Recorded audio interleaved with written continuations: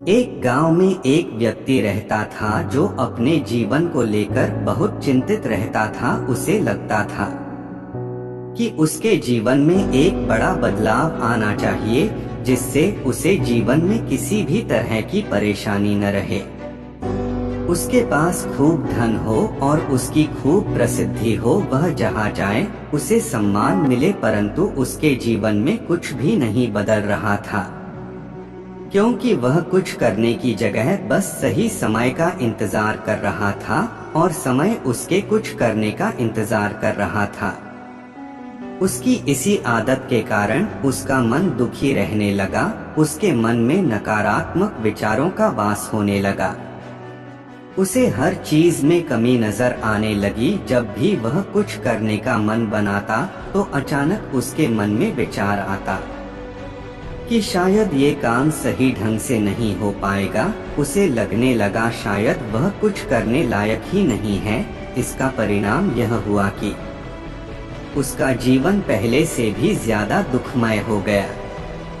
उसे समझ नहीं आ रहा था कि वह इस परिस्थिति से कैसे बाहर निकले, कैसे वह कोई ऐसा काम करे जिसमें वह सफल हो सके। दिन बीतते जा रहे थे, लेकिन उसे अपनी इस समस्या का कोई समाधान नहीं मिल रहा था। उसी दौरान उनके गांव में एक साधु आए जिनकी प्रसिद्धि दूर दूर तक थी। सब ऐसा कहते थे कि उनके पास हर समस्या का हल मिल जाता है। जब उस व्यक्ति ने ये सुना कि साधु उनके गांव में आए हैं, तो वह बिना कुछ सोचे समझे अपनी समस्या लेकर तुरंत उनसे मिलने चला गया। साधु को प्रणाम कर उसने अपनी समस्या बताई। उसने बताया कि वह अपने जीवन में बदलाव चाहता है, परंतु उसे कोई सही राह नहीं मिल रही।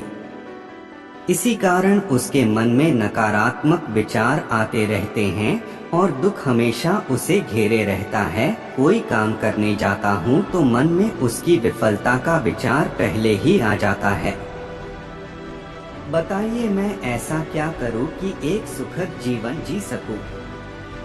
साधु ने पूरी बात सुनी और उस व्यक्ति को दूसरे दिन उसे सूर्योदय के समय आने के लिए कहा। दूसरे दिन वह व्यक्ति उन साधु के पास जा पहुंचा। साधु पाठ पूजा के बाद सैर के लिए निकलने वाले थे। उन्होंने उस व्यक्ति को साथ चलने के लिए कहा। चलते चलते वे एक खेतों के पास पहुंचे। गेहूं की फसल की तरफ इशारा करते हुए साधु ने पूछा, क्या तुम बता सकते हो इस खेत में यह फसल कैसे उगी होगी? जी, पहले खेत को जोता गया होगा, फिर उसमें बीज डाला गया होगा, उसके बाद समय समय पर पानी दिया गया होगा, तभी ये फसल उगी होगी।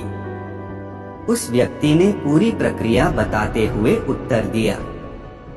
थोड़ा आगे और चलने पर उन्होंने देखा कि एक खेत में घास ही घास थी। एक बार फिर साधु ने उस व्यक्ति से पूछा, क्या तुम बता सकते हो इस खेत में यह घास किसने उगाई होगी?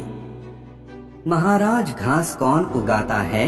ये तो अपने आप उग जाती है। जब खेत में किसी और चीज का बीज नहीं डाला जाएगा तो घास ही उगेगी। उस व्यक्ति ने एक बार फिर से साधु के प्रश्न का उत्तर दिया। बस तुम्हारे इन्हीं उत्तरों में तुम्हारी समस्या का हल छिपा है। साधु ने उस व्यक्ति को समझाना शुरू किया। मानव का मन भी एक खेत की तरह ही होता है। इसमें तुम जो भी बीज डालोगे तुम्हें वही फसल मिलेगी। अगर तुम इस पर काम करते रहोगे, इसमें सकारात्मकता के बीज बोते रहोगे, तो ये तुम्हें सफलता की ओर बढ़ाएगा। और यदि तुम अपने भविष्य की चिंता में वर्तमान का समय भी नष्ट करोगे, तो दिमाग में नकारात्मकता की वृद्धि होगी। बदलाव तभी संभव है जब हम व्यर्थ की चिंता को छोड़कर और सही समय की प्रतीक्षा न करते हुए अपने वर्तमान में ही वो करें जो हमें करना है। उस व्यक्ति को ये बात समझ में आ गई कि अगर मन को सही दिशा में लगाना है तो उसे सही दिशा की तरफ बढ़ाना होगा। मन रूपी खेत का सही प्रयोग ही जीवन में बदलाव ला सकता है। इसे खाली छोड़ देने से इस पर आलस और नकारात्मकता अपनी सत्ता जमा लेते हैं।